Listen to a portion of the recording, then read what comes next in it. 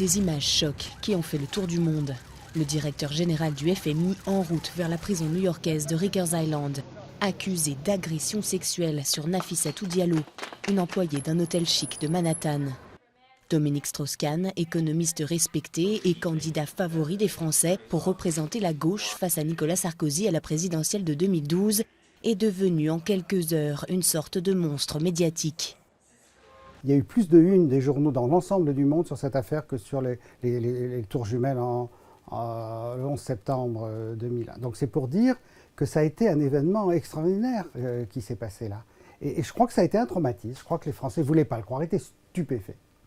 Agression ou complot, personne ne sait ce qui s'est exactement passé dans la suite 2806 du Sofitel ce samedi midi du mois de mai. DSK plaide non coupable et parle de relations sexuelles consenties.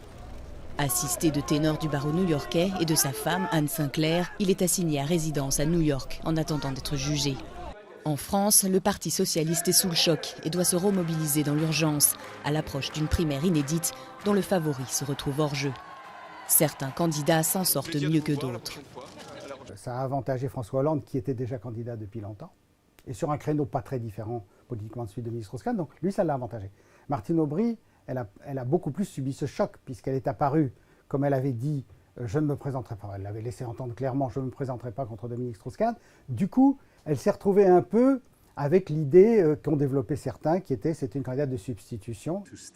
Le 23 août, le juge new-yorkais décide l'abandon des poursuites pénales contre DSK à cause d'incohérences dans le récit de Nafissatou Diallo.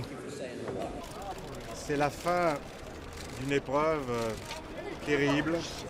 De retour à Paris, DSK doit gérer une autre accusation.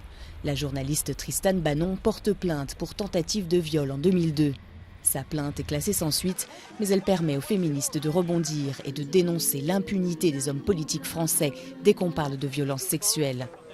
Le coup de grâce, une troisième affaire lie aujourd'hui Dominique Strauss-Kahn à un réseau présumé de prostitution au Carlton de Lille. Sa vie politique semble bel et bien enterrée.